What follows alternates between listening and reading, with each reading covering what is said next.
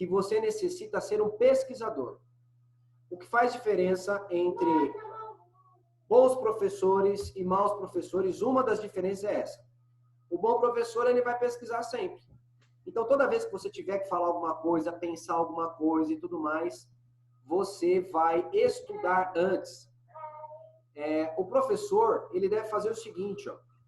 Ele deve pegar o estudo bíblico que ele vai dar para a pessoa, ele estuda antes.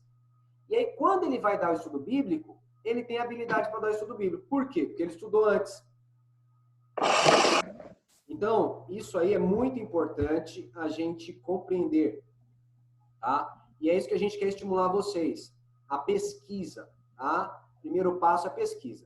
O segundo passo aqui, então, é uma vez que vocês pesquisaram, vocês vêm para cá e eu coloco o nome de vocês aqui na roleta. Vocês vão ver a roleta aí rapidinho, daqui a pouquinho. E aí, quando nós colocarmos o seu nome na roleta, nós vamos sortear, e o nome que cair, ele vai poder falar o que ele pesquisou durante a semana. Porque um professor não somente ele precisa pesquisar, ele precisa também ter coragem para ele falar, né? E colocar para fora aquilo que ele estudou, né? Então, isso aí é super importante. O terceiro passo aqui do estudo, aí eu passo o estudo completo. E o último passo é que vocês poderão fazer o seguinte, fazer perguntas via chat. O Igor ainda não se encontra. Se o Igor não se encontrar, Brunão, você ajuda a gente nesse sentido? Deixa eu até colocar o Bruno como anfitrião. Ajudo, tranquilo. Já está como co-host já, tá? E aí, Beleza. ele vai ler as perguntas e a gente vai respondendo as perguntas aqui. Quem quiser fazer um comentário também, tem a ferramenta aí no Zoom que vocês podem fazer a reação, reactions aí. Aí você levanta a mão, o Bruno vai estar olhando aí nesse momento, quando for o momento de fazer perguntas, e aí você vai poder fazer sua colaboração também levantando a mão. Abre o seu áudio e aí você vai poder falar para colaborar com o assunto. Então, o estudo tem pesquisa, você poder falar, você poder perguntar, você poder considerar. Tudo bem? Vamos iniciar aí com oração, que a coisa mais importante é a gente pedir ajuda para Deus, né? A Bíblia é o único livro que o autor vem junto. O único livro que o autor vem junto. Aí o que acontece? Só que ele é educado. Se você não pedir ajuda dele, ele não vai se envolver, não. Agora, quando a gente pede ajuda, Deus nos abençoa ricamente. Vamos orar? Querido Deus e eterno Pai, queremos agradecer por teu amor, pela salvação, queremos agradecer pela oportunidade que o Senhor nos dá de podermos falar contigo em oração. Pedimos a Deus que o Senhor nos ilumine para que esse estudo glorifique o teu nome e que cada um de nós aqui possamos nos encher do teu Espírito, sendo ricamente abençoados. É o que nós jogamos em nome de Jesus. Amém. Bora lá, vamos fazer o sorteio agora aí. Coração na mão, vamos ver quem vai responder aí, né? Deixa eu ver aqui que mandaram a mensagem. Ficou acertado que os participantes se candidatariam ao sorteio. Você, filho, Júlio, está se candidatando, é isso? É que você chegou um pouquinho depois e acabou seu nome não estando lá. Quer que coloque seu nome, é isso? Júlio? Não. O Júlio está correndo. Ô, Éder, eu acho que é porque você comentou no estudo passado que ia lançar uma lista na semana para a pessoa se candidatar ao sorteio. Tá. O que acontece? Bruno, ali no grupo do WhatsApp, bem falado. Era para fazer no grupo do WhatsApp. Eu lembrei de fazer isso. Sabe qual foi o receio? É que quando todo mundo começasse a mandar lá nome, um monte de gente ia sair, aquele negócio ficou um negócio meio chato. Então, o que acontece? Vamos mudar aí a regra. Eu vou começar a abrir a sala 10 para as 8. E aí as pessoas que vão entrando, eu aviso no grupo, as pessoas que vão entrando, a gente já vai acrescentando na lista. Aí fica algo... né? Quem chegar em cima da hora aí também, a gente consegue colocar o nome na lista, porque aí a pessoa não se sente constrangida, porque ela não vai, correto? Ela não vai colocar o nome dela. E assim a gente também não torna aquele grupo chato ali, né? Porque quanto mais tem um monte de mensagem no grupo, o pessoal fica meio complexo aí, fica meio chateado. Então, bora lá para o sorteio, né?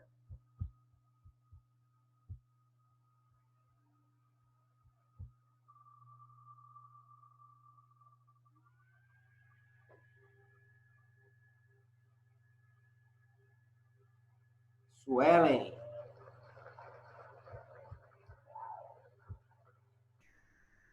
Suelen ADV, cadê você? Viemos aqui só para te ver. E aí, Suelen? Tá ouvindo aí, Suelen? Caso não consiga falar, também pode mandar mensagem no chat. É verdade. A Suelen deve ter infartado quando saiu o nome dela lá. Caiu de costa lá. Suelen, a Suelen talvez ela não deseje falar dessa vez, tá? Se desejar, você fala aí, a gente passa a oportunidade para outra. Vamos fazer um outro sorteio então aí. Pra gente ganhar tempo.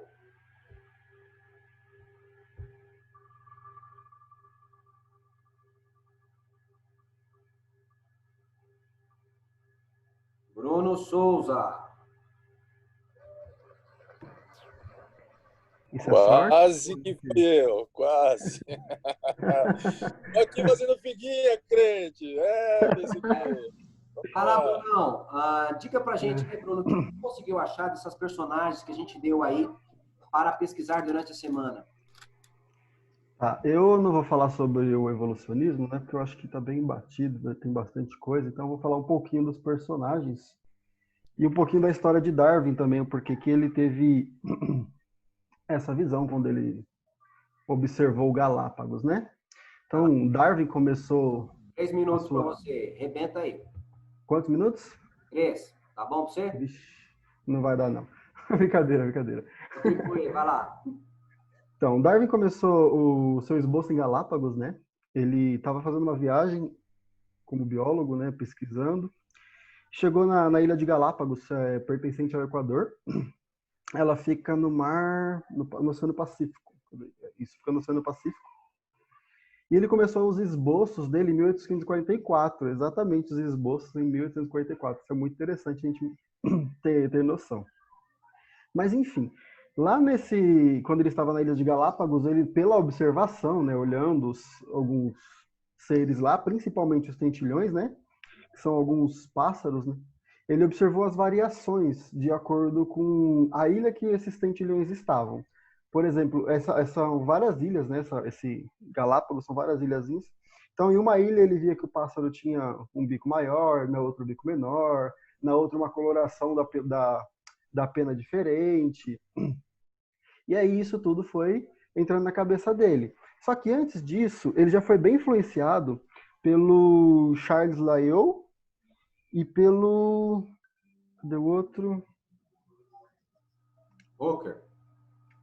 Wallace. O próprio Wallace que foi antes dele, isso, Alfred Wallace. Que foi uma das motivações de Darwin junto com o Charles Lyell. Porque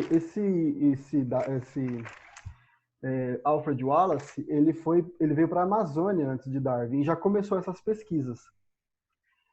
Então, ele foi uma das grandes inspirações de Darwin. Ele, junto com esse Charles Lyell, e o livro de biologia que ele tinha desse Charles Lyell, ele ficou lendo durante toda a viagem. Naquela época, a viagem de barco durava muito tempo, né? Ele tinha muito tempo para ler aquilo lá.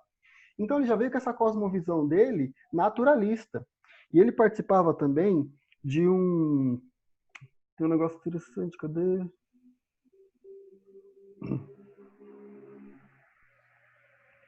Enfim, ele participou de uma seita, digamos assim, apenas de pessoas naturalistas, que acreditavam no naturalismo, na evolução, porque a evolução não começou com Darwin, né? Darwin, ele meio que jogou ela para o mundo, mas a teoria da evolução já começou antes dele, até pela influência do iluminismo, da Revolução Francesa que tinha acabado de ocorrer, enfim. E aí, com essa cosmovisão que ele já tinha, analisando os pássaros lá, vendo essas diferenças, ele entendeu que todas as espécies vieram de um mesmo ser pré-histórico. O que não é fato, né? Depois de vários anos, com a bioquímica, nós descobrimos que isso não é fato. Existe sim evolução. Não é, na verdade, até a palavra evolução é ruim de usar. A melhor palavra para usar é adaptabilidade. Porque você falar evolução, por exemplo, a adaptabilidade de uma pessoa negra, por exemplo, na África, para uma pessoa branca lá na Finlândia, por exemplo. Isso é adaptabilidade. Se a gente falar que a evolução, fica igual a Hitler lá, pensando naquele arianismo. Então, assim, existe sim a microevolução, que eu prefiro chamar de adaptabilidade, que os seres se adaptam melhor no local que eles estão. Ou seja, Deus já projetou essa variação no DNA, no Gênese, para as pessoas, para os seres humanos e para os animais também se adaptarem ao local que ele está. Então, assim, mas essa variação é de uma faixa até outra faixa, ela é específica, ela não digamos assim, ilimitada, como a macroevolução de Darwin, que ele diz que um macaco pode se tornar um ser humano. Isso não foi comprovado cientificamente e nem será, porque já foi comprovado que essa adaptabilidade são em dois pontos específicos, ela não passa disso. Falando um pouquinho de Thomas Huxley, né? Ele era apelidado de Bulldog de Darwin, porque Darwin não era muito bom orador. Então, nos debates científicos que existiam naquela época, né, ia esse Thomas Huxley no lugar de Darwin. E ele foi quem criou quem cunhou o termo agnosticismo, né? Ele criou o termo de biogênese, que é a genética naturalista, né? E ele também foi presidente da Royal Society, que é uma instituição destinada à promoção de conhecimentos científicos naturalistas. E como Darwin ficava mais no interior e não era muito bom de oratória, esse Thomas Huxley, ele que ficou, digamos assim, foi o propagador do darwinismo, dessa teoria da evolução de acordo com Darwin. Ele também criou um dos... Cadê? Ele que criou a teoria que diz que todas as células provêm de outras células, ou seja, que as células se dividiam lá no ser pré-histórico, antes de existirem os sexos. Segundo ele, foi ele que criou essa teoria da divisão das células. Agora, a terceira pessoa, Alfred Wallace, né? Como eu já falei, foi uma das motivações de Darwin. Ele passou cerca de 4 anos aqui na Amazônia, verificando também os seres. E, em 1858, um ano antes de lançar o Origem das Espécies, ele enviou seu artigo para o Darwin. Darwin compilou os dois, e os dois apresentaram em 1858, pela primeira vez, essa teoria. Mas como Darwin foi o primeiro a enviar ela, enfim, lá para os cientistas, Darwin ficou mais conhecido, mas ele teve grande parte nisso. Eu tenho algumas coisas aqui que é contra o evolucionismo, mas acho que vai extrapolar muito tempo, Éder. Não sei se pode falar um pouco mais. Mas é bom ter a parte final dos comentários aí e Beleza. você vai poder colaborar com esse aspecto. Vamos sortear mais um aí? Vamos lá? Alguém para falar do que achou durante a semana aí? Pera aí.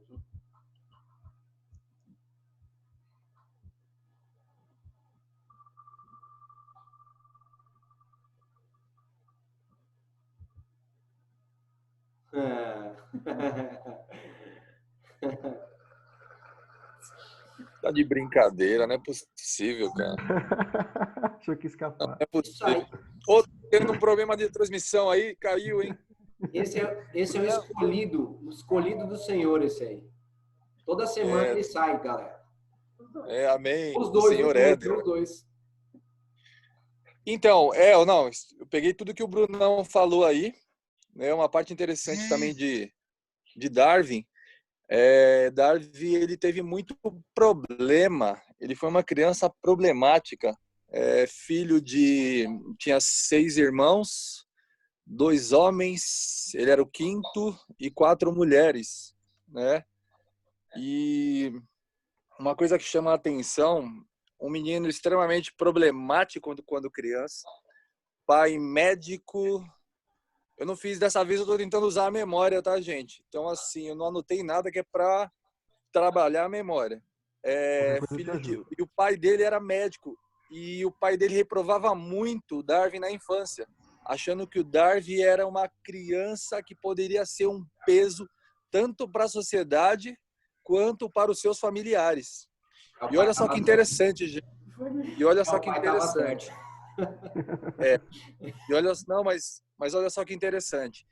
ao mesmo tempo que ele falava muito bem de seu pai, ele tinha uma tristeza profunda com isso, do pai dele, porque ele é uma coisa até, como é que chama a palavra lá? Psiquicobiográfico, né? Que entra o negócio, essa palavra aí, que estuda como é que é a personalidade das pessoas.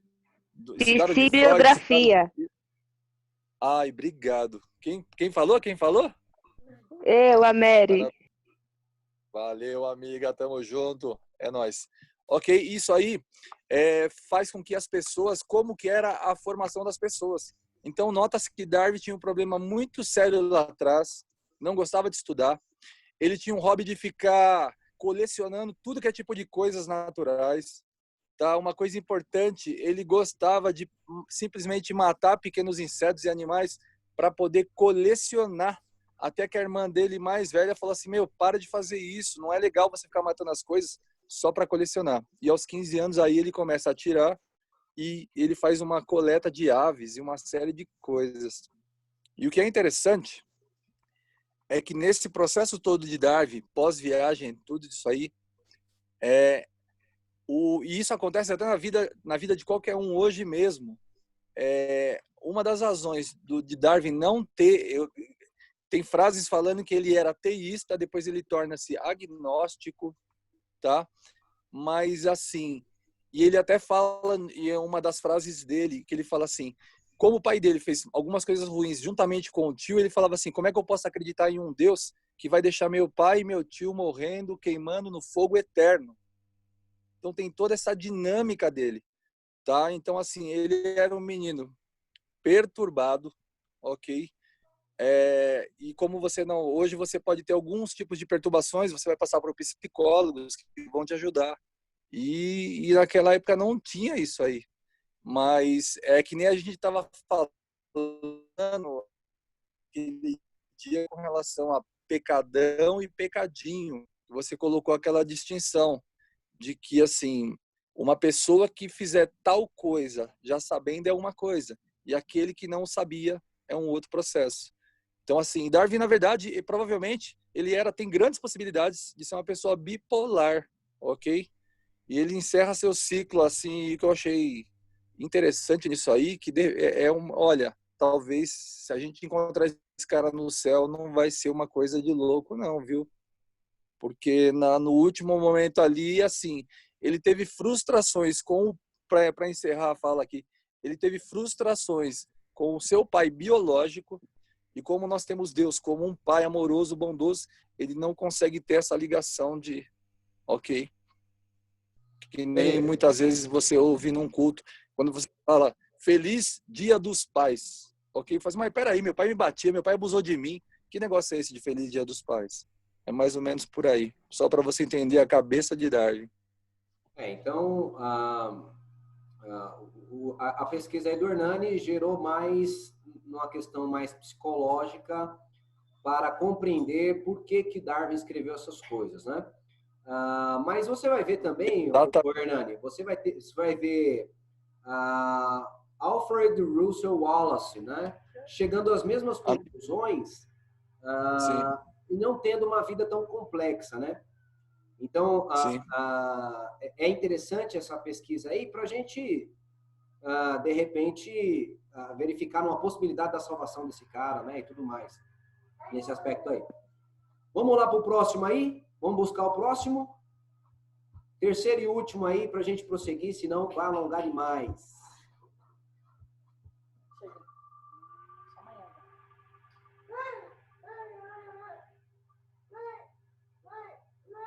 Genilson.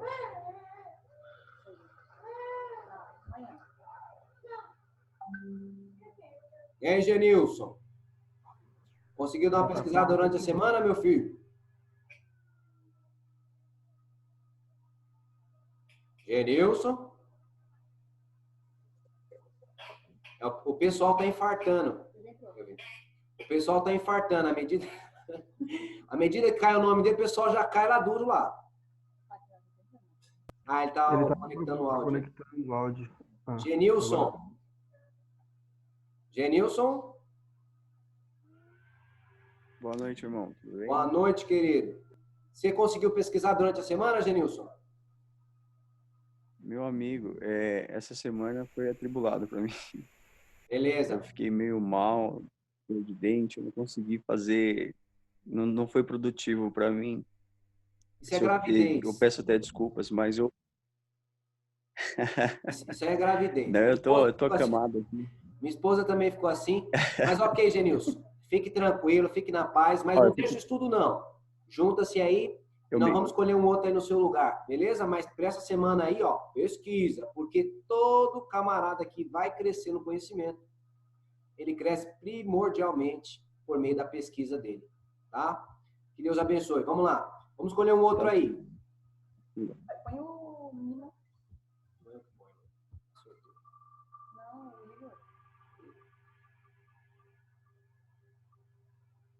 Ricardo Rocha.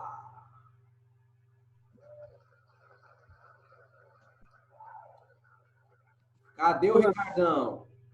Tô aqui, rapaz. Oh, já se escondeu aí. Conseguiu estudar? Conseguiu pesquisar, querido? Ó, infelizmente não, vice. Essa semana não consegui não. Foi muito sufoco aqui. Olha, nós vamos abrir uma cadeia para quem não pesquisar. Vamos jogar todo mundo no Chilindró. Mas eu vou me preparar para o próximo, né? Eu já tá afiado para responder, viu? Ok. Vamos lá, vamos escolher mais um outro então.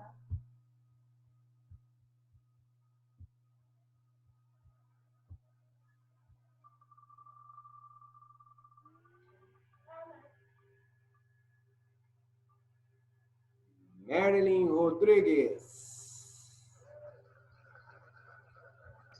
Olha, o que eu pesquisei, o Hernani e o Bruno já falou tudo. Ok. Mas eu estou feliz em saber que você pesquisou. Isso é uma coisa boa. Amém. Vamos fazer o seguinte, Amém. alguém tem algo de novo a acrescentar nessa história aí? Acho que assim fica melhor, né? Tenho.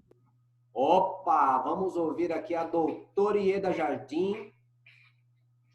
Eu sou uma pobre mortal, não tenho nada de doutora. Boa noite, a paz de Cristo a todos.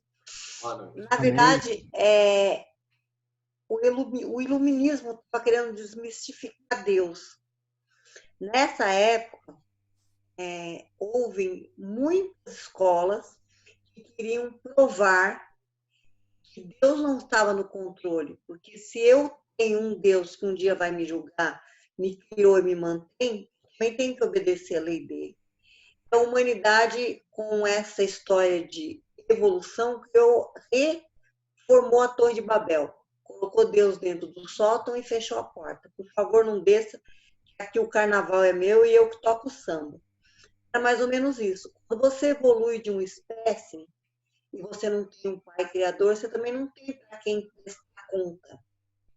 Então, a gente estava tendo o mundo, não era mais um mundo normal. Nós partimos de um teocentrismo e viemos para o centro da ciência.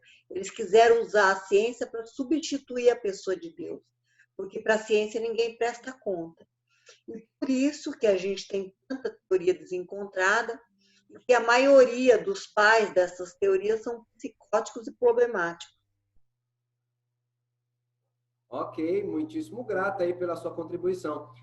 Galera, isso que ela falou é a associação da história com a compreensão do contexto. Veja só, nós temos do ano 538 até 1798 o período de supremacia papal.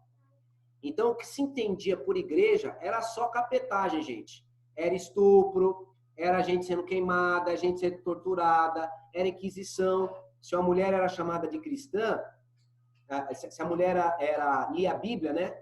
Porque era uma cristã, eles prendiam a mulher, desnudavam os seios da mulher, colocavam um alicate no fogo, beliscavam o bico do peito dela, e se a mulher reclamasse que ela era bruxa, aí ela ia para a fogueira. Ou seja, tudo era bruxa, né? Quem é que não vai reclamar de uma tortura como essa? Então, o que era de igreja, que o mundo conheceu, era isso. Então, agora o homem começa a ter rejeição para com Deus, por conta desse comportamento da igreja. E isso abre agora o pensamento para as pessoas buscarem novas teorias contra Deus. Mas isso foi acontecendo velado, até que o Papa Pio VI foi preso, e depois o Papa Pio VI foi preso em 1798, começa agora a surgir pensadores com pensamentos variados, porque antigamente esse período era chamado de Idade Escura. E esse período de Idade Escura, ninguém conseguia aprender porque a igreja não deixava. Galileu, por exemplo, disse que o Sol era o centro do universo, foi perseguido, foi condenado à prisão domiciliar. Então, o que acontece? Esse aspecto aí é importante para a gente entender o contexto que facilitou a pensamentos contrários a Deus. Veio de Freud, veio de vários outros, Nietzsche, veio também de Darwin, tá ok? Galera, vamos lá para o estudo então, tá? Agora é a parte que a gente vai estar colaborando aí com vocês. Nós pedimos que vocês desmutem o microfone. Já chegou o Igor está aí, beleza? E o Bruno também pode estar olhando aí esses aspectos. Aí, se você deseja fazer um comentário, alguma coisa, joga ali no chat, tá ok? E aí, eles vão dar uma pausa para vocês, para poder falar aí também, tá bom? Vamos lá prosseguir aí, e a gente, no final também vai ter uma parte maior aí para a gente poder dedicar o estudo aí, tá? Aos comentários de vocês.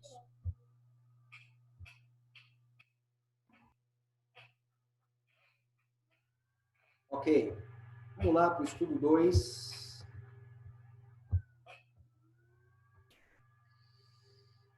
Bem, acontece o seguinte aí, ó. O mundo acreditava em Deus, tranquilamente. E acreditava, porque isso é inerente ao homem, né? Está dentro do homem já. Esse é o argumento étnico para a existência de Deus. Qual é o argumento étnico para a existência de Deus? É que para você ser ateu, você precisa aprender o ateísmo. Agora, para você crer em Deus, as nações já surgem com o pensamento de Deus. Todos os povos no mundo acreditam numa divindade. Todos. Tá? Isso está enraizado no ser humano. Como que isso mudou? Isso só vem mudar depois desse trabalho que eu comecei a explicar aí, que a igreja virou romana, e aí, na realidade, Roma era um império abusivo que se disfarçou de igreja e sujou, maculou a imagem da igreja, de modo que as pessoas estavam se levantando contra Deus. E aí, então, vem a Reforma Protestante, e depois da Reforma Protestante, as pessoas têm liberdade para falar. E aí, então, esse conceito de Deus mesmo começa a ser fortemente abalado a partir aí de Darwin, né? Charles Darwin, isso aqui é uma representação artística aí, né? De mais ou menos como é que ele era, olhinho claro, velhinho, barbudo aí, careca, né? Esse camarada aí é o Jean-Baptiste de Lamarck, né? Esse aí é o camarada que organizou primeiramente uma teoria de evolução, de mudança aí das espécies, né? O pensamento vem antes dele, mas não dá para você chegar em Darwin sem antes passar por Lamarck, tá? Vamos dar uma olhada aí. Acontece o seguinte, ó. Desde a Grécia já se encontravam pessoas que sugeriam que os animais vinham de uma espécie comum, sabe? Que os animais eles se mudavam. Mas o pensamento das pessoas no geral, e principalmente do cristianismo, é que Deus criou as espécies do jeito que era, então os animais não se mutavam. O pensamento majoritário era esse, que os animais não sofriam mutações dentro do cristianismo, tá? Embora isso não tivesse respaldo bíblico. Aí o que acontece? Esses pensamentos aí foram se desenvolvendo até que chega no século XIX, em que Lamarck ele formula a sua teoria. A teoria dele era a teoria da transmutação da espécie. O que é isso, a teoria da transmutação da espécie? Era mais ou menos o seguinte, ó, para Lamarck, o exemplo clássico aí é a questão das girafas. Ele acreditava que como que a girafa ela ficou com o pescoço tão grande. É assim, ó, A girafa comia matinho, mas à medida que o alimento dela começou a se tornar-se árvores maiores e tal, ela começou a se esforçar para comer folhas mais altas. E à medida, então, que essas árvores iam ficando mais altas, ela ia se esforçando mais e mais, e que isso causou a mudança, né? Esse pensamento aí, né, de como que as espécies vão se desenvolvendo, ele foi famoso por um bom tempo, mas muitos biólogos, geólogos, camaradas eram contrários a esse pensamento de Lamarck, mas ainda não conseguiam fazer uma afirmação precisa, né? Isso já foi uma evolução do pensamento da época, porque o pensamento da época acreditava que os animais não se mudavam, né? Isso era uniformismo. Do jeito que Deus criou, era que os animais eram, não tinha mudança nenhuma. E esse pensamento, então, foi, digamos assim, revolucionário exatamente porque era muito diferente do pensamento comum da época. Esse pensamento de Lamarck motivou outros pensadores a estudarem o tema e eles começaram agora a pensar o que poderia ter acontecido para as mudanças. Porque eles não aceitavam muito o pensamento de Lamarck. Tinha que ficar quieto, porque ele era o teórico da época, mas eles não acreditavam assim piamente, né? É aí que entra vários estudiosos, inclusive esse camarada aí, ó, Erasmus Darwin. Erasmus Darwin, ele era o avô de Darwin.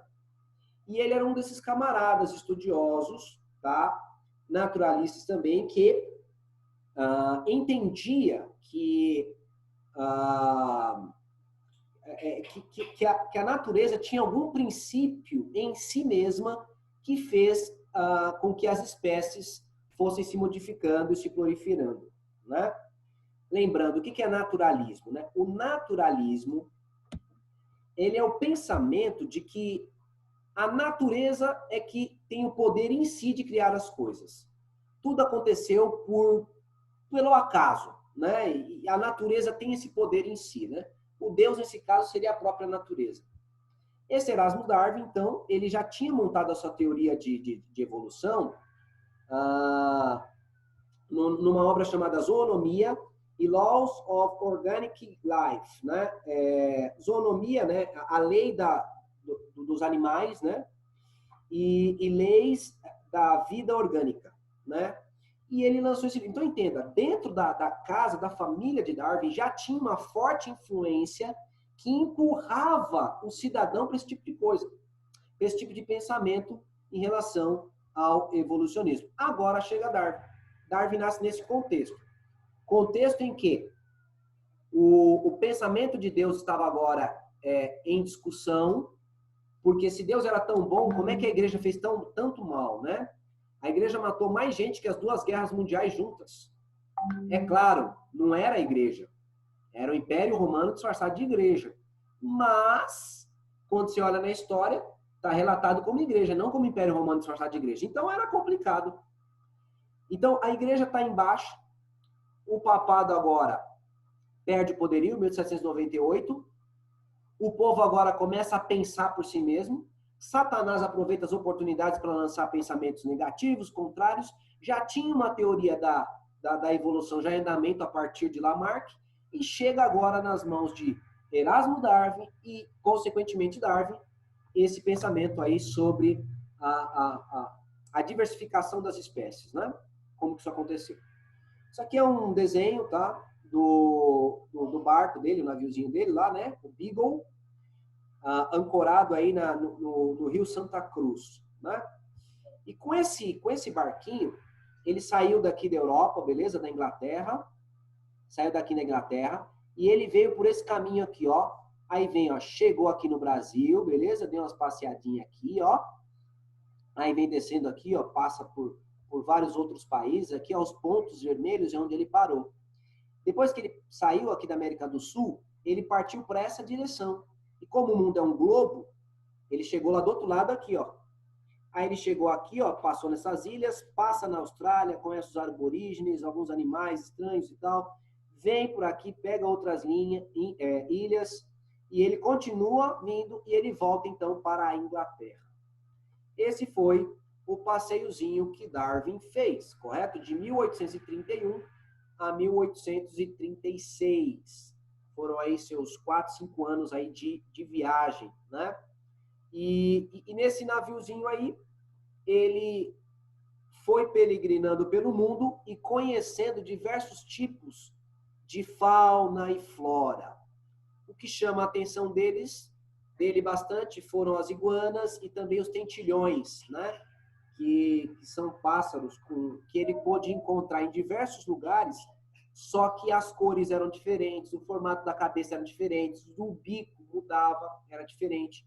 Então Darwin, depois disso, acaba engendrando aí a sua teoria da evolução, escrevendo a obra A Origem das Espécies, né?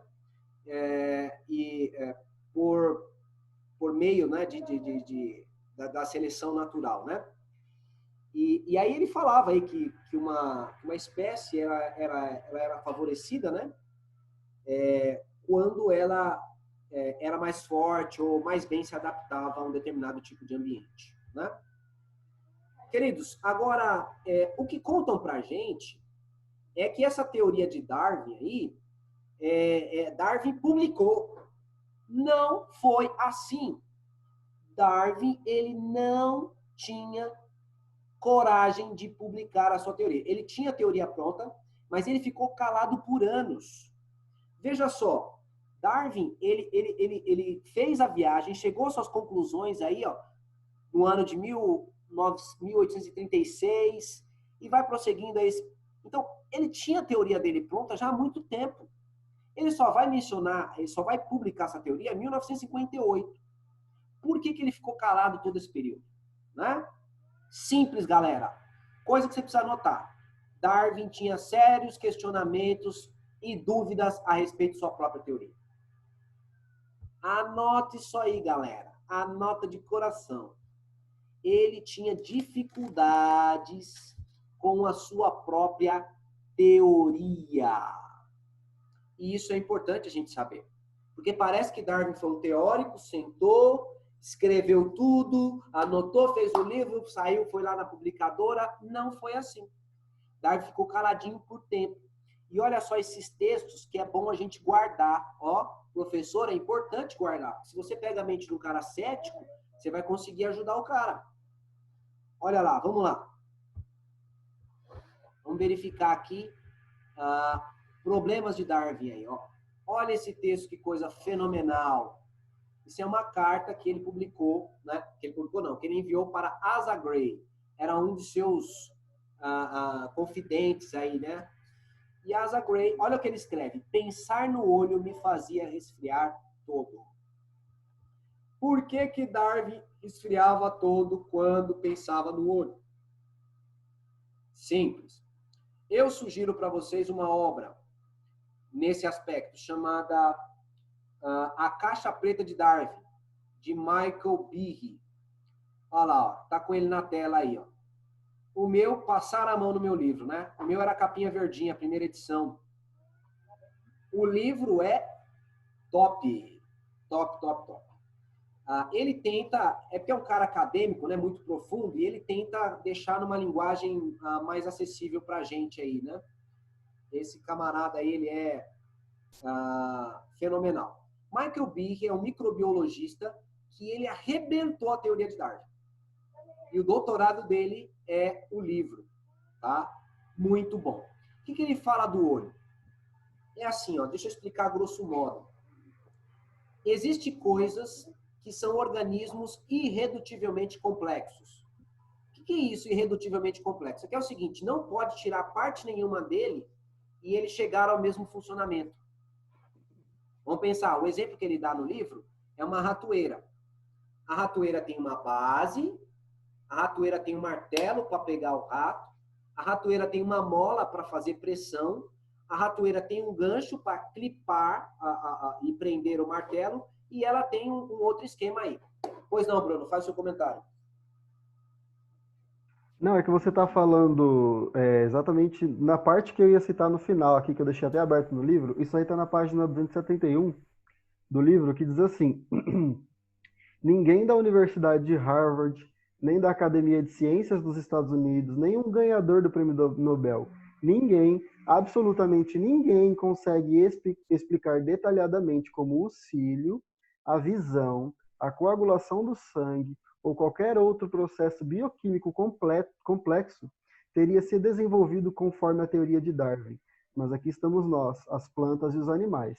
Os sistemas complexos estão todos aqui. Todas as maravilhas chegaram aqui de alguma forma. Mas se não como Darwin propôs, como? E aí que ele continua falando do design inteligente. Muito bom esse texto. Amigão, você precisa colocar no seu estudo que você vai passar pra gente aí, que vai cair no grupo, tá? Porque meu livro levaram embora, levaram embora. Não, tá doido? Então, gente, fenomenal o texto aí.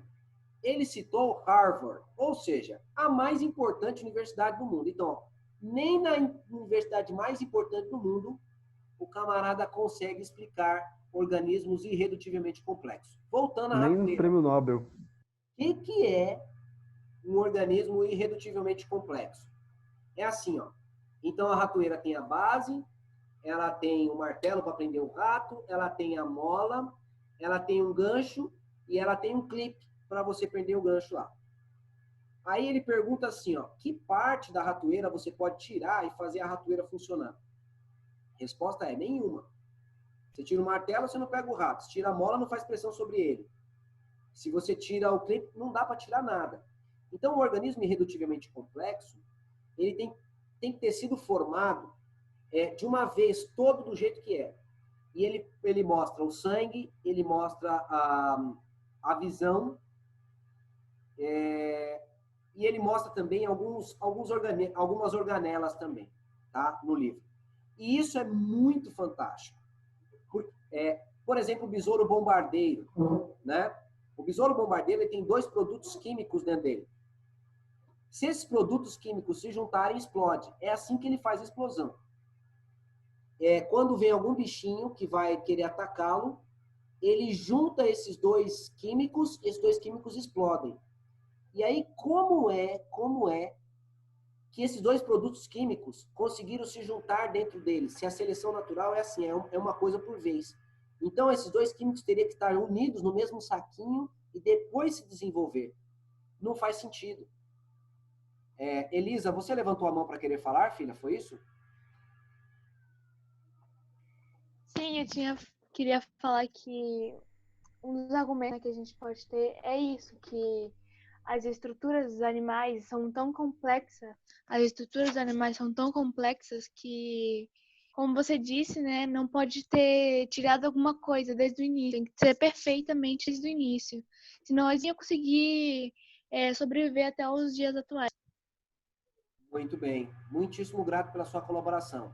Queridos, eu sugiro o seguinte, quando vocês pegarem o texto aí que o Bruno mandar, decore o texto, escreve o texto, adquira o livro, é a melhor coisa que tem, tá? Bruno, quer falar alguma coisa? Foi isso? Sobre essa complexidade irredutível, eu tenho um exemplo muito bom da matéria da revista Ciência Hoje, na edição 269, que ela fala, a matéria de capa, ela diz assim, por que a mãe não rejeita o feto? E a explicação é muito incrível, porque assim, quando o óvulo é fecundado, ele se fixa na parede uterina, né, da mulher. O corpo da mulher identifica isso como invasão, porque metade do sistema ali do bebê é do homem, não todo da mulher. Então metade da mulher, metade do homem. E aí nisso, o corpo da mulher natural, né, que identifica como invasor, e envia anticorpos para destruir aquela célula invasora.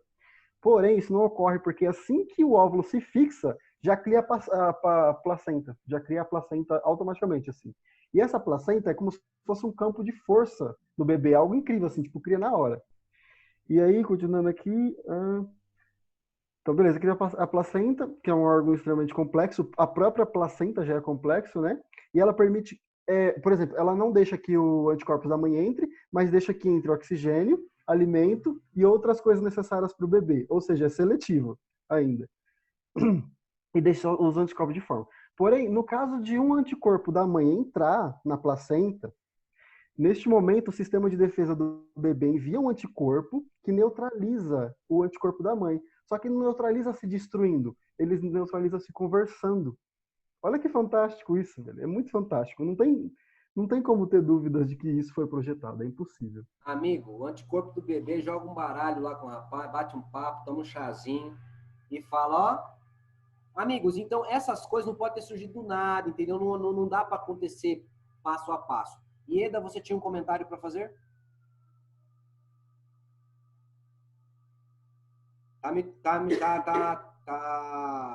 Seu microfone está mutado.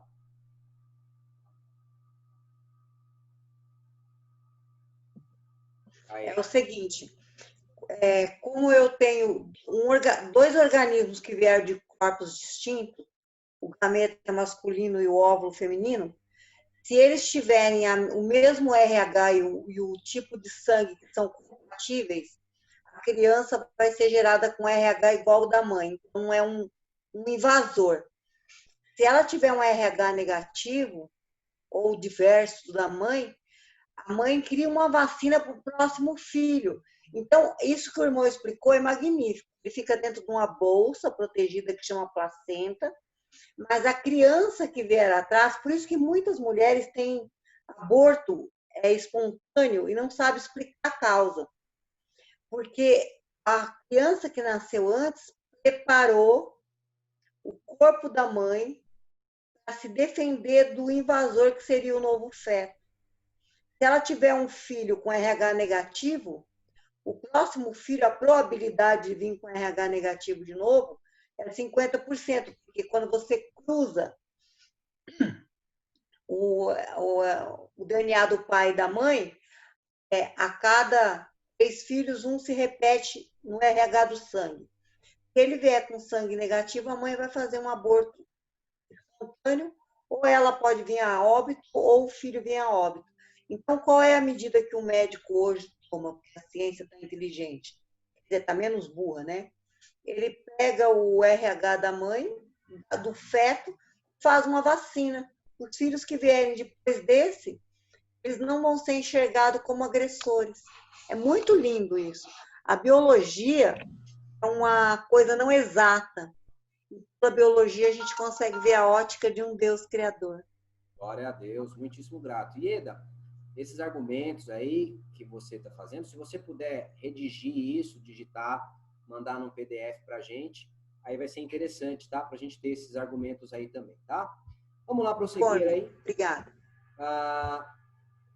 Ele não só ficava preocupado com os olhos. Outra coisa que ele ficava preocupado, ó, a visão da pena de um pavão, da cauda de um pavão, me deixa doente. Por que que ele ficava doentinho por causa da pena do pavão? Simples. Seleção natural, o organismo ele vai se melhorando a partir de organismos mais fortes. Então, por exemplo, tem eu e um cidadão e só uma mulher. Eu e ele queremos copular, queremos ter geração. O que eu faço, então? Eu brigo com esse cara, mato ele para poder ficar com a mulher. O organismo mais forte é o que vai copular. Aí o filho dele vai ser forte como ele. E assim sucessivamente. Então, os organismos vão que melhorando. Essa é a teoria da evolução. Tá? Aí o que acontece? Os animais, pensando em fuga, pensando em alimentação, pensando em ocultar, esses animais eles foram criando mutações. Esse segundo a teoria de Darwin. Assim, o pavão, para ter aquela pena exorbitante lá, né? Aquela plumagem linda, ele teria que ser motivado ao quê? Amigos, se for processo de acasalamento, é um negócio que deu errado, porque os cientistas fizeram pesquisas, mesmo ele, e verificou que a pavoa lá, ela não escolhe o pavão por conta da plumagem. Não escolhe. Pode escolher, pode não escolher. Ela não, ou seja, então não era a pluma mais bonita por conta disso. Segundo, aquilo era um retrocesso na fuga. Quanto mais ele teria a pena grande, mais fácil ele seria pego. Ou seja, se é o processo de fuga que leva o camarada, né, a desenvolver novas coisas, né, o lagarto a querer voar, um peixe a virar um anfíbio, né, processo de fuga e alimentação, o que fez com que esse bicho criasse aquela pena que era um retrocesso no processo de fuga? E ele não teria durado, né, se fosse no processo evolutivo, não com tantos predadores que tinham, né? Então, ele olhava a pena do pavão. Outra coisa, a pena do pavão não tem cor. A pena do pavão é difração de luz. O negócio é chique demais, gente. É a maneira com que a luz reflete na pena que dá a coloração dele. O negócio é top de linha. E aí, Darwin olhava aquilo tão detalhado, ele fala, gente, para eu poder pensar que a pena do pavão evoluiu, é superior, é uma idade superior à do universo, só para formar a pena do pavão. De tamanho detalhe, de riqueza de detalhes que tem ali, né? Vamos prosseguir mais aqui, ó, para a gente continuar aí crescendo nesse conhecimento aí. Então, o Darwin não publicou sua teoria exatamente por isso, ele tinha dúvidas. Opa, alguém falou alguma coisa? Alguém falou aí. Só uma pergunta, a aula costuma ir até que horas? 9h30. 9h30? Ah, tá tranquilo. Se me permitir, eu gostaria de ler um texto bíblico para a gente entrar num contexto aí que eu acho que vale a pena, tá? Vocês vão dizer se vale a pena ou não. Para mim, Deuteronômio 29, que todos nós conhecemos, mas eu vou ler aqui, porque eu sei que alguns são mais novos do que a mim, eu não tenho tanto tempo de adventista assim, 5 anos, mas diz assim, Deuteronômio 29 diz assim, as coisas encobertas são para o Senhor nosso Deus, porém as reveladas são para nós e para os nossos filhos, para sempre, para cumprirmos todas as palavras desta lei. Então, a gente verifica que o inimigo usa pessoas inteligentes, a gente entende que elas são inteligentes, só que as usa fazer um paralelo com aquilo que Deus escreveu, permitiu que os profetas escrevessem, né? E aí igual exatamente está no Éden. Deus falou para Adão, não come desse fruto. Se comer, morrerás. Aí vem o inimigo falar que a Eva podia comer, que ela não ia morrer. Esses caras, eles querem mostrar para nós, que somos cristãos, que nós acreditamos que Deus criou todas as coisas, ele quer fazer uma cópia falsa das coisas que Deus criou. Por que esses caras não explicam o DNA? Por que esses caras não explicam a íris dos nossos olhos? Esses caras ficam inventando, criaram, mas eles não criam nada. O que eles criaram? Que disseram para nós? A gente vai chegar aí nesses pontos aí, Gilmarzão. O problema é que é o seguinte, Darwin não sabia nem da existência do DNA. Na época de Darwin, a célula era uma bolinha com ponto preto no meio que ele chamava de núcleo, mas sem saber o que tinha lá. Então, entenda, nesse período, era uma coisa muito diferente do que é hoje. Hoje a gente consegue ver esses pensamentos, mas na época de Darwin lá, não tinha esses pensamentos. E aceitar cegamente a doutrina da criação também não parece o melhor caminho, né? Deus nos deu a oportunidade de pensarmos. É lógico que a gente não deveria ter chegado a conclusões tão terríveis quanto a humanidade chegou, né? Mas grato aí pela a sua colaboração aí. De fato, Deuteronômio 29 deve nos fazer respeitar limites, né? Porque Deus é excelso. Mas para aqueles que não creem em Deus, ninguém vai estar nem aí com esses limites. Eles vão atravessar, e se nós não tivermos respostas para eles, pode ser que essas pessoas não tenham nenhum outro meio de possibilidade de ser salvo. Talvez o meio para a salvação delas seja nós, a igreja. Por isso que a gente precisa estudar esses assuntos. Não dá para passar por alto. Só dizer, creio em Deus e vai estar tudo certo. Porque tem pessoas que decidem pensar. E se a gente não pensar junto com elas, a gente não vai conseguir alcançá-las. Vamos lá prosseguir aí. Tem coisa boa aqui, hein? Vamos lá. Olha o Darwin, o texto dele completo aí, ó. Lembro-me muito bem do tempo quando pensar no olho fazia me esfriar todo. Mas já superei esse estágio da doença. E agora, pequenos particulares significantes da estrutura muitas vezes me deixam muito pouco à vontade. A visão de uma pena da cauda de um pavão, toda vez que observo, me deixa doente. Bem, queridos, em seguida entra Alfred Russel Wallace. Darwin está lá no silêncio, guardando sua teoria. E aí esse Wallace, ele chega à ideia da evolução por seleção natural pelo mesmo princípio de Darwin, só que sem dialogar com Darwin. E como ele sabe que Darwin é um estudioso da área, ele manda agora uma carta com a sua teoria para Darwin. Esse camarada tinha vindo aqui na Amazônia. Esse camarada viajou o mundo também como Darwin e estudou bastante. E ele chegou à teoria de Darwin, sem Darwin, e mandou um pacote para Darwin analisar.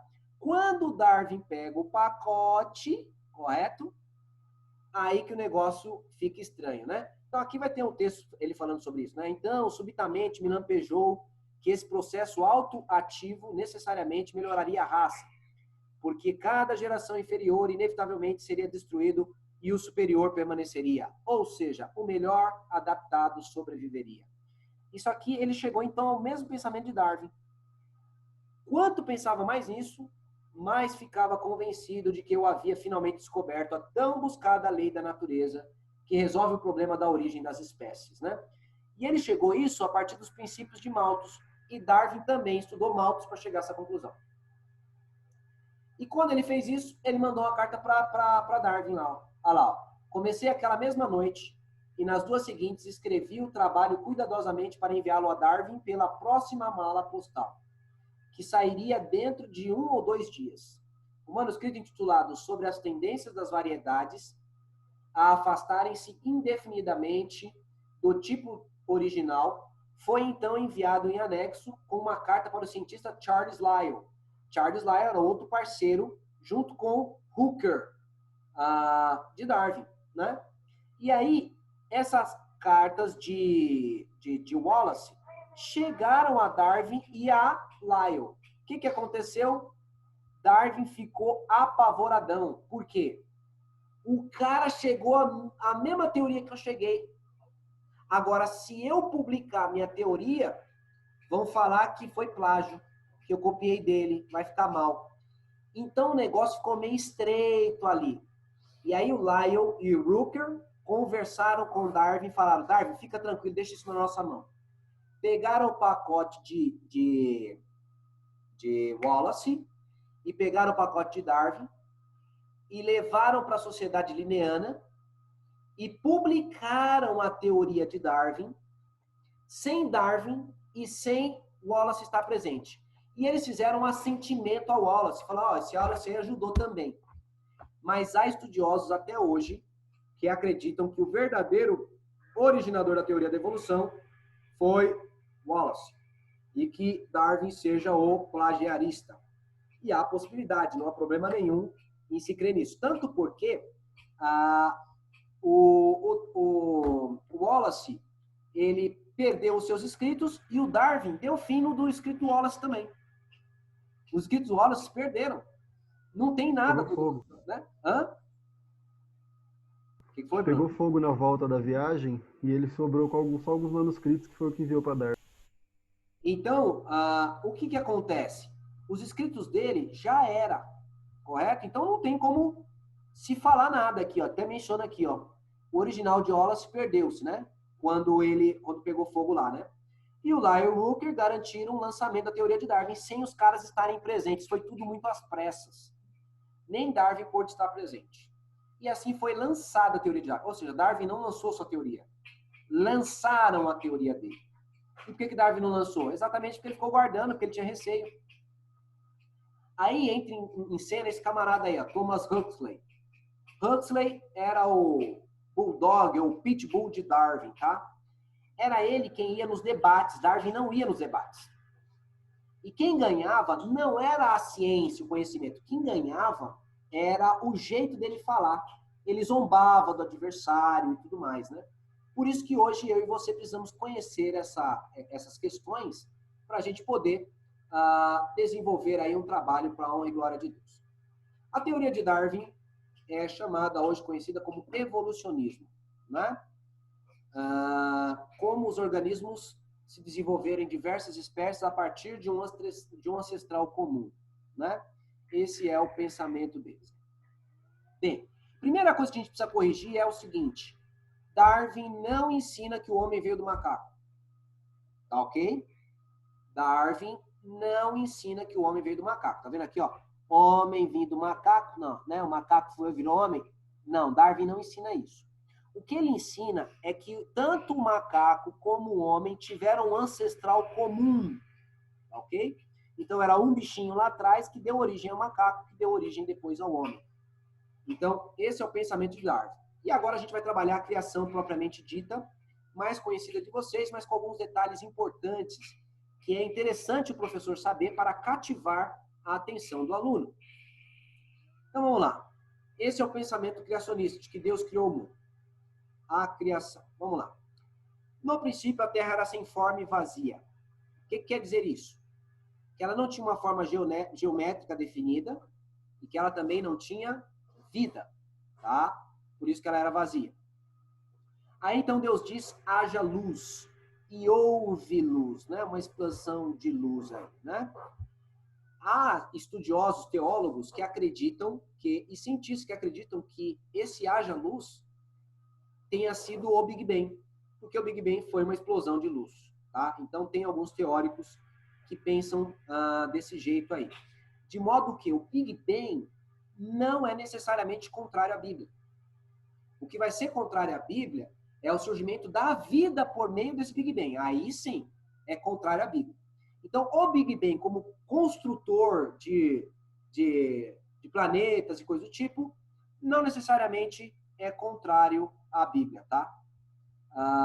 Prosseguindo aí. Esse haja luz, que luz que era essa? Tá? Há 4 pensamentos teológicos sobre. Primeiro aí, ó, é que era a luz do Sol, que no 4º dia foi trazida ao centro do sistema solar. Então, assim, alguns teólogos entendem que o Sol era essa luz. E aí, então, Deus trouxe ele para o centro do sistema solar só no 4º dia. Então, quando o 4º dia menciona ali que Deus fez o Sol, não é que ele passou a surgir ali, mas que o Sol foi trazido ao centro do sistema solar. Esse é um pensamento. Eu não sou adepto dele, mas você pode escolher um desses pensamentos aí, tá? Teólogos grandes pensam assim. Segundo pensamento, que seja essa luz. Era a luz do Sol também, e no 4º dia Deus dissipou as nuvens da atmosfera, e ele passou a ser visível. Então, esse pensamento diz que era o Sol também, só que ele entende que a Terra era coberta de nuvens, então o Sol não podia ser visto na perspectiva da Terra.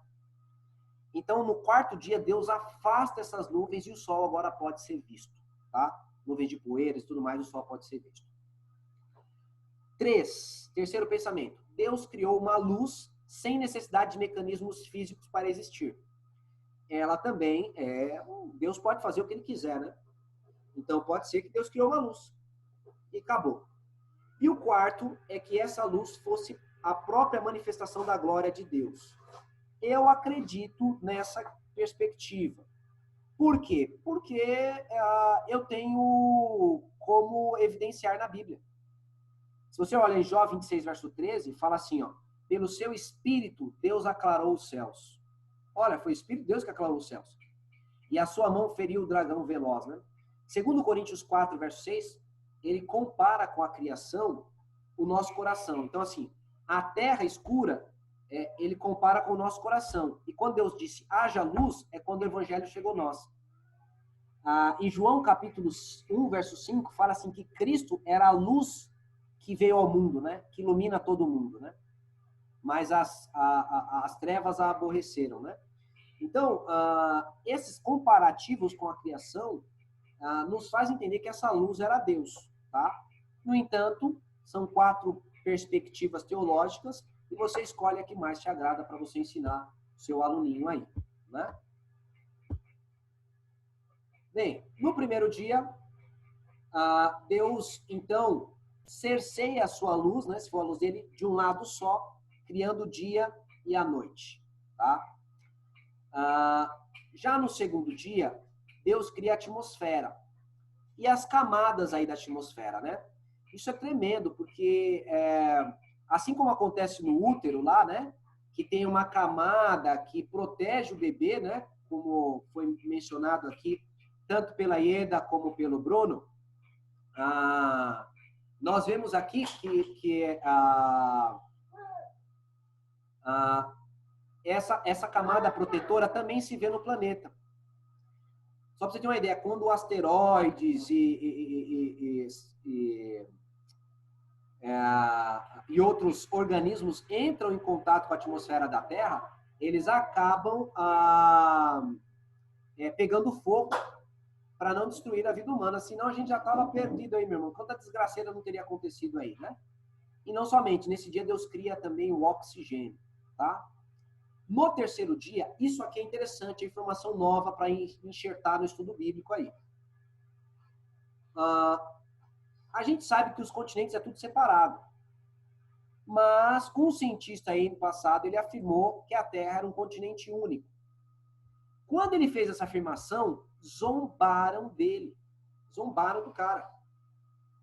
E, posteriormente, ficou evidenciado, de fato, que a Pangeia existiu. Como é que eles chegaram a essa conclusão? Eles começaram a verificar que no leste da África tem as mesmas rochas, plantas e fósseis que tem no oeste do Brasil. Então, olha só a coisa interessante. Outra coisa é que, se você olhar o mapa, você vê que eles se encaixam, né? E os cosmólogos aí também, e os geólogos, eles começaram a verificar que os continentes estão se afastando, até hoje. Só que numa taxa de proporção bem menor, né? Então, esses continentes se afastando... 8 centímetros por ano eles se afastam. Oi? Hã? Eles se afastam 8 centímetros por ano. Isso depende, viu, Bruno? Depende do local. Há locais em que a taxa de afastamento é maior e há locais em que a taxa de afastamento é menor, tá? Depois vocês podem verificar esses aspectos. Taxa de afastamento, e eu já li coisas sobre isso aí, tá? Então, os continentes, eles se afastaram aí. Se os continentes se afastaram, quando você faz o evento contrário, né? Porque eles estão se afastando. Ora, então você faz o retrocesso, né? Você vai juntar os continentes. E aí, quando você junta os continentes, você vai compreender, então, que aquele cientista que afirmou que a Terra era um continente único, né? A Pangeia, ele estava certo, né? E a ciência hoje acredita que era um continente único. O que é interessante é que a Bíblia, em Gênesis 1, verso 9, abre sua Bíblia em Gênesis 1, verso 9. Parece que Deus já dá um indício disso. Gênesis 1, verso 9. Quem achar aí primeiro pode desmutar e ler pra gente. Principalmente quem não participou ainda. Disse também... Pode ler, Chad. Disse também Deus, ajunte-se as águas debaixo dos céus, num só lugar, e apareça a porção seca. E assim se fez. Deus não fala apareça as porções secas. Ele fala a porção seca, singular. Que nos indica que possivelmente a Terra era assim mesmo. Os continentes únicos, tá ok? Chamado Pangeia. Anota isso aí. Interessante essas coisas para o estudante que vai aprender com você. Bem, no terceiro dia aí, né? Deus cria os mares também, né? Queridos, o mar nesse período era de água doce, tá? Como é que as águas ficaram salgadas? O dilúvio. O dilúvio, ele sacode aí os sais da terra e lançou no mar. Foi assim que o mar se tornou salgado. Outra coisa que é interessante aí, né? É que os mares estão ficando mais salgados hoje ainda. Porque os rios vão levando sais da terra e vão depositando no mar. Então, os mares, a cada dia mais, eles vão ficando mais e mais salgados, né? Vai ter um momento em que o mar vai morrer. Vai ficar que nem um mar morto, sem vida. Tamanha quantidade de sal. Mas tem base bíblica para dizer que foi a partir do dilúvio? Hã? Tem base bíblica para dizer que as águas tornaram salgadas? Tem uma base? Texto bíblico você não vai ter, a não ser o texto que houve o dilúvio sacudiu toda a terra. Sim, sim. Se você compreende também que a terra e os minerais possuem sais, e a própria ciência comprova que o mar era de água doce, né? Nós, criacionistas, podemos evolucionar, podemos concluir racionalmente de que esse sal que foi para a água foi através do dilúvio. Os cientistas, eles não acreditam no dilúvio, então eles falam que são os rios que levam para lá. Mas peraí, irmão, se você for nesse período aí, a quantidade de sal para encher esse mar aí de água vai dar o tempo profundo que eles ensinam. Mas nós não ensinamos tempo profundo, nós ensinamos tempo rápido. O que fez então para salgar o mar rapidamente? Para a gente não tem que ser outra alternativa no seu dilúvio. Agora um texto assim, né, o mar se tornou salgado, tá? Não tem, tá ok? Só mecanismos racionais e achados científicos de que a água não era salgada, ela era doce. E eles apontam que é os rios a causa. Embora os rios continuem fazendo isso, quem fez isso com muita maestria foi o dilúvio. Prosseguindo aí. Deus também criou a vegetação, nossa alimentação aí, né? Bem interessante aí esse aspecto. Vamos prosseguir mais aí. No quarto dia, Deus cria o sol, a lua e as estrelas, tá? Então, ele cria aí o calendário, né? O dia e a noite, o mês e o ano, né? O dia e a noite, a Terra girando em torno de si mesma, no movimento chamado rotação. O mês, a Lua girando em torno da Terra. E o ano, a Terra e a Lua girando em torno do Sol, né? Então, o calendário é feito com um movimento astronômico. Outra coisa que é interessante aí, que no quinto dia ele cria os animais aquáticos, tá? E Gênesis 1, verso 21, tem uma palavra lá que é traduzida como grandes animais marinhos. A palavra lá é taninim. Taninim, ok? E o que é taninim no hebraico? Taninim é dragões, tá? Isso aqui, tá? Isso aqui, não estou inventando. Eu estou tirando da Torá, beleza? Um comentário de um rabino. Ele comenta aqui.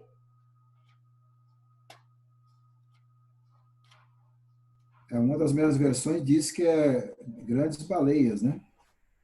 A sua versão é a nova algumas versão? delas. Eu tenho várias versões aqui, Isso. mas essa que eu estou lendo aqui. Perfeito. Aí, esses camaradas aqui, ó, eles comentam esse verso falando assim, ó: os antigos babilônicos acreditavam que os deuses criaram o mundo depois de árdua luta entre os fabulosos dragões que haviam precedido a criação. A Torá ensina que mesmo estes, os dragões, são produtos da criação de Deus. É por este motivo que o relato de Gênesis, nenhum animal é designado particularmente, exceto os taninim, que significam também dragões. Então, isso aqui é os hebreus falando. E o que é um dragão? Dragão é um lagarto gigante, gente. E o que é um dinossauro? A palavra dinossauro, ela é recente, por isso que não está na Bíblia. Foi inventada aí no século XVIII, XIX. O que é dinossauro? É a junção de duas palavras que significa dino, que é terrível, e saurus, que é lagarto. Então, lagarto terrível. O dragão também é um lagarto terrível, tá? Então, Deus cria um taninim, que era o maior animal. Para nós que somos adventistas ainda, para vocês se divertirem, vocês podem olhar no Patriarcas e Profetas, que Ellen White menciona ele como o maior animal que Deus criou. E Adão era familiar dele. E Jó 41 descreve esse dragão. Então, essas ideias dos povos antigos mencionarem dragões, não é à toa, não. Esses grandes lagartos, tá ok? Inclusive soltando fogo pelas ventas. Você vai verificar esse aspecto aí, tá bom? Mas você não vai entrar nesse aspecto do fogo quando você for ensinar. Quando você for ensinar, você vai entrar no aspecto de ser lagarto gigante.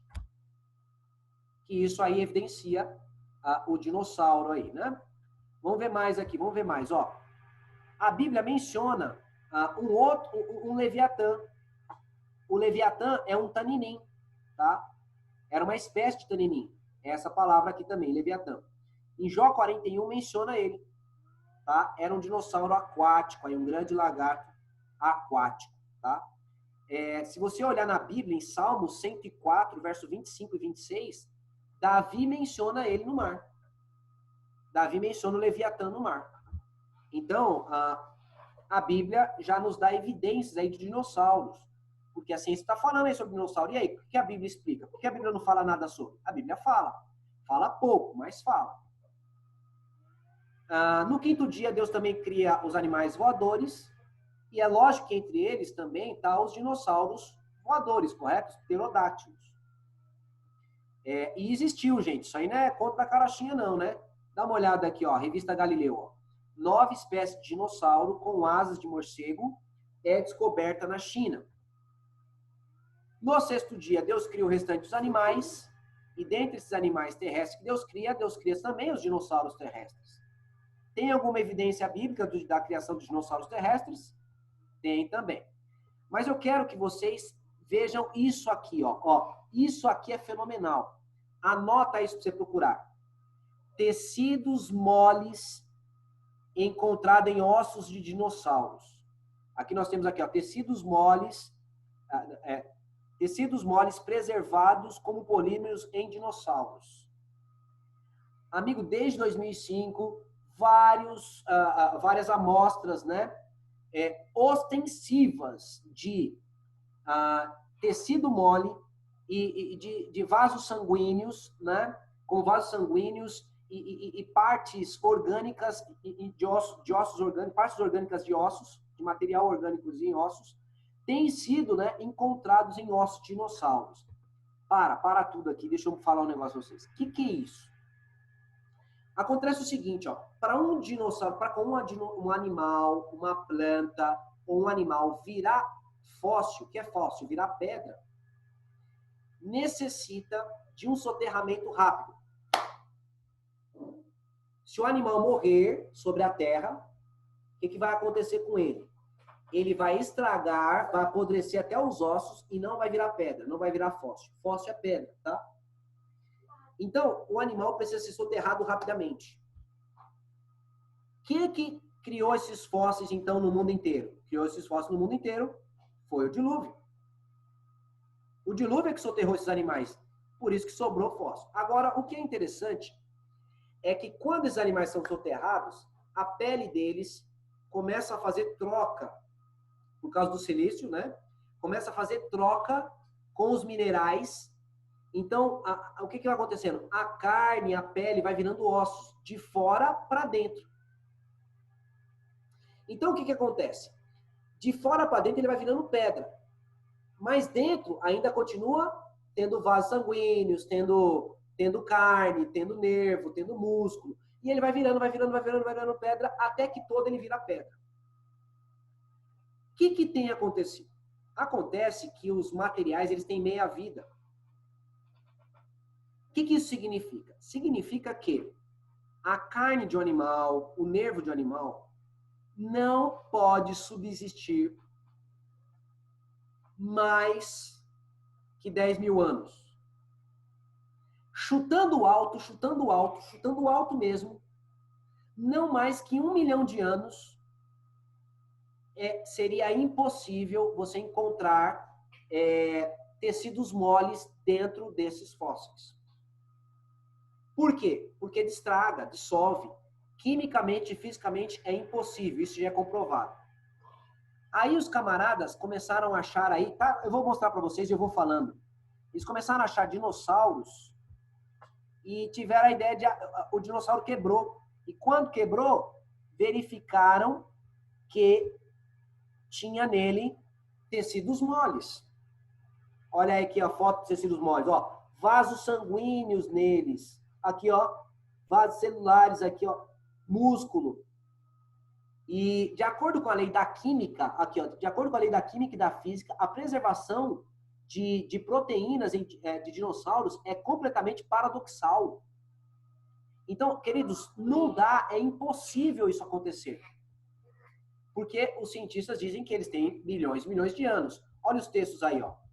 De acordo com as leis da química e da física, a preservação das proteínas dos dinossauros é completamente paradoxal, diz Jaminas Wiman, a candidata ao doutorado, né, de paleobiologia. Dentro de algumas centenas de milhares de anos, ou de 1 milhão de anos, todas as proteínas e estruturas de tecidos moles devem ser hidrosilizadas e completamente degradadas.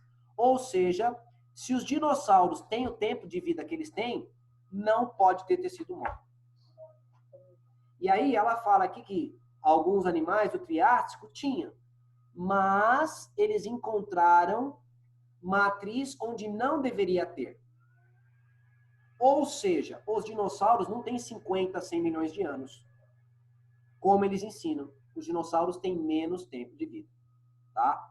Queridos, por que tem menos tempo de vida? Eu não sei se vocês entenderam. Pastor, tem uma pergunta rapidinho.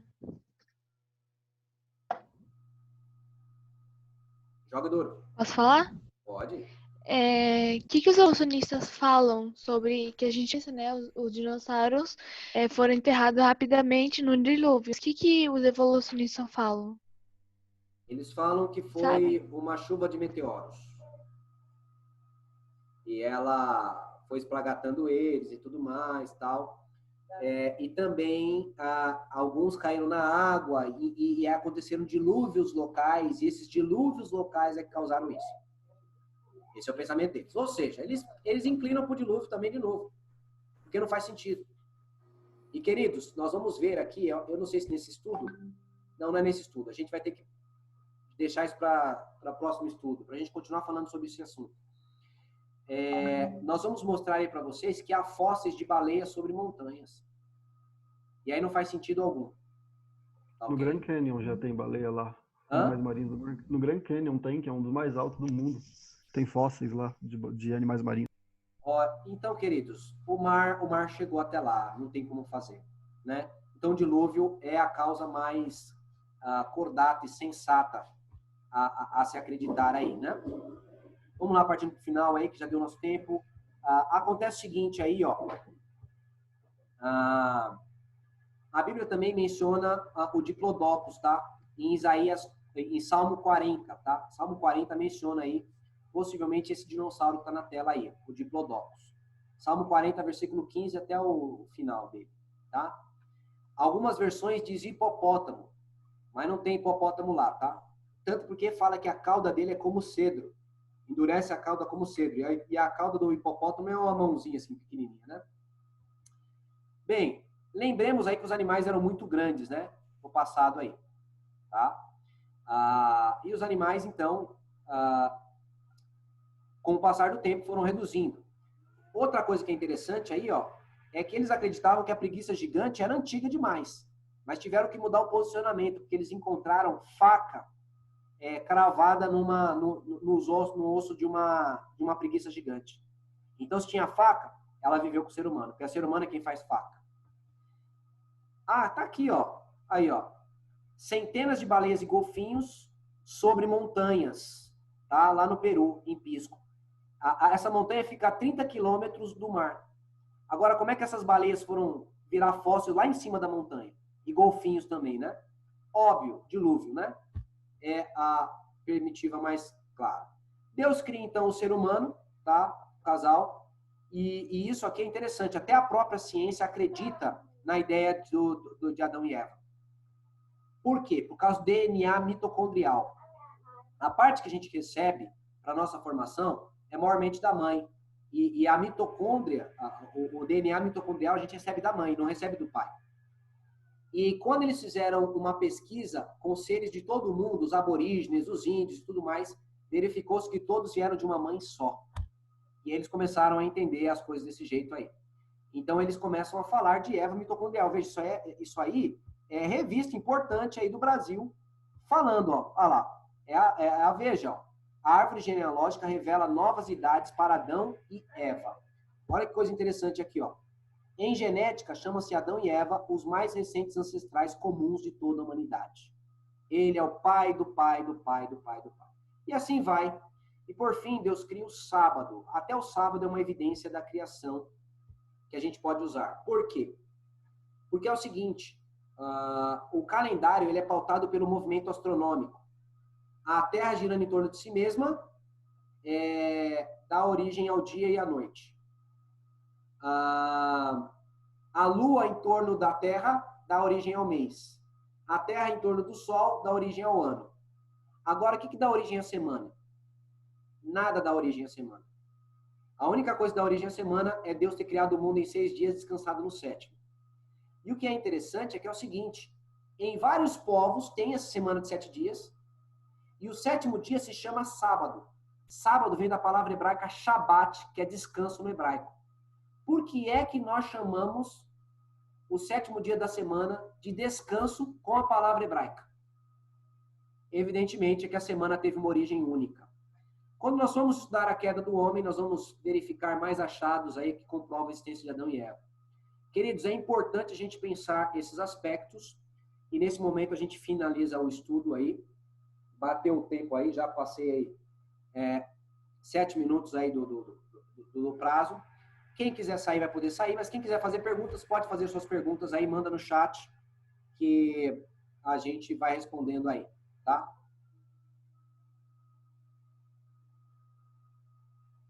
Alguém tem alguma pergunta aí? Manda ver. Qual será o próximo tema? Você vai colocar no grupo? Coloco no grupo na quarta-feira. Esse período aqui agora é o período de vocês revisarem o estudo que eu passei e tal, tudo. Acho que no domingo eu consigo mandar esse estudo para vocês olharem o material, revisar, fazer pesquisas maiores. E aí, na quarta-feira, eu mando o tema do próximo estudo. Ninguém tem mais nenhuma pergunta? Por que Deus não deixou os dinossauros vivos? Boa, boa, boa. Se dinossauro é lagarto terrível, nós acreditamos que Deus deixou vivo, porque ainda tem crocodilo e jacaré aí, tem ainda o dragão de Komodo, né, que são lagartos terríveis. Deus apenas deixou vivo os lagartos que seriam compatíveis à nossa estatura, porque por conta da nossa alimentação e degeneração da raça, nós acabamos nos tornando pequenos. Deus já sabia disso. Uma outra pergunta, que é um negócio mais complexo, viu, Merlin? Mas é importante você saber. O Espírito de Profecia, Ellen White fala que Satanás também criou animais por mutação. Ele juntou espécies, né, que eram compatíveis e deu origem a alguns dinossauros. Por exemplo, eu acredito que o Tiranossauro Rex seja um desses animais. Por quê? Por causa do tamanho? Não, não é por causa do tamanho. É por causa da desproporção. Ele tem um bracinho que não é proporcional ao corpo. O corpo dele é uns 2 e os bracinhos dele não prestam para nada. Isso aí acontece com animais miscigenados. Por exemplo, dá uma olhada nos cachorros que foram feitos por meio de mistura. O Pug, por exemplo, tem problema respiratório. O Doberman tem o crânio menor do que o seu cérebro. O cérebro dele cresce e ele começa a ter dor de cabeça, por isso que fica um cachorro irritado. O pastor alemão tem as cadeiras caídas, ele não aguenta, com o passar do tempo ela cai. Entre vários outros aspectos aí, tá? Só que esse aspecto é para adventista, tá? Você não leva isso para fora, essas informações. Você só vai levar a informação para fora, aquelas que têm comprovação bíblica, aquilo que você consegue raciocinar com a Bíblia. O povo de Deus deve manter os seus pensamentos doutrinários puramente na Bíblia. Agora, eu sugiro que vocês leiam bastante Espírito de Profecia, que ajuda bastante. Isso está no Spiritual Gifts, volume 4. Ellen White vai mencionar sobre isso aí. Volume 4, volume 3. Sei lá. Spiritual Gifts. E aí ela menciona isso. Só que quando trouxeram para o nosso patriarca, resolveram mudar isso aí, porque deu muita confusão na época dela, e acabaram tirando esse certo aí. Mais alguma pergunta aí? Ok, galera. Não havendo, nós vamos fazer uma oraçãozinha aqui, né? Senhor Gilmar, o senhor poderia orar por nós aí? Gilmarzão vai fazer oração por nós, a gente encerra aí, tá bom? Vai lá. Deus triuno, aqui estamos um pouco dos teus filhos, Pai, para aprender mais de ti. Te pedimos que continue graça e sabedoria e discernimento para o conhecimento da tua palavra, Senhor. Sabemos que somos seres limitados mas pela tua graça nós nos esforçamos para aprender mais da tua palavra. Queremos aqui, Senhor, agradecer pelo estudo de hoje e também pelos próximos estudos, agradecer por todas as pessoas que podem, de alguma forma, contribuir com o estudo de hoje e que para a próxima semana mais pessoas possam participar dessa bênção que é esse estudo. Eu quero dizer que gostei muito, portanto te pedimos, Senhor, que nos capacite e nos use para que nós possamos ajudar a outros. Nós te pedimos e agradecemos em nome do Pai, do Filho e do Espírito Santo. Amém. Amém. Queridos, é o seguinte, uma coisa aqui, ó, que é útil. Uma coisa que é útil. Peraí, uma coisa útil. Nós não acreditamos na evolução. Nós acreditamos na degeneração biológica. É assim, ó, os animais eram muito maiores, muito melhores, muito mais fortes. E aí, quando eles iam para um lugar, salientava uma característica do organismo dele e a outra ele ia perdendo. Por exemplo, o ser humano. Ser humano não tinha essas várias cores. Não tinha. O ser humano, à medida que ele vai indo para determinados lugares, ele vai mudando. Isso aí a gente vai trabalhar na próxima semana, tá? No próximo estudo a gente vai trabalhar esses pensamentos aí. Então, a origem das raças e tudo mais. Então, é importante a gente entender que não é evolução, mas as mutações que Darwin viu, elas existem. Mas nós conhecemos como microevolução, não é macro. Macro transforma numa outra espécie. Micro não, ele faz pequenas adaptações. Muda a coloração, muda uma característica, mas continua sendo a mesma espécie. Então, microevolução, ela existe, tá? Só que ela é uma degeneração biológica. A gente vai entender isso melhor no próximo estudo aí. Deixa eu ver se outra coisa ficou... Fala aí, Gão. Amigos, a gente vai liberar o grupo ali rapidinho e seria importante vocês colocarem aí alguns feedbacks, dizer que se você gostou, dizer que gostou. Isso vai ajudar a incentivar os próximos que não participaram, talvez porque não quiseram, ou talvez porque não puderam. Mas coloca ali um feedback, lance alguma coisa no grupo para incentivar os demais a querer participar no próximo estudo também, junto com a gente. A parte que vocês mais gostaram, tá ok? Gostei lá do dinossauro, vai lá e fala lá, porque atiça a curiosidade daqueles ali e vai ser uma bênção aí nesse aspecto aí, tá bom? Deus abençoe vocês aí. Vamos na paz do Senhor aí. Vamos lá, gente. Abriu o grupo agora lá, hein? Agora. Até mais. Semana que vem, tamo junto, hein, gente? Amém. Amém. Vamos firmes. Até semana que vem. Boa noite a todos. Boa noite. Uma feliz semana. Boa noite a todos. Boa noite a todos. Foi uma bênção. Boa noite. Deus abençoe vocês. Gratidão aí, pastor Helder. Obrigado. Rapaz, valeu aí pela presença. Vamos com Deus aí.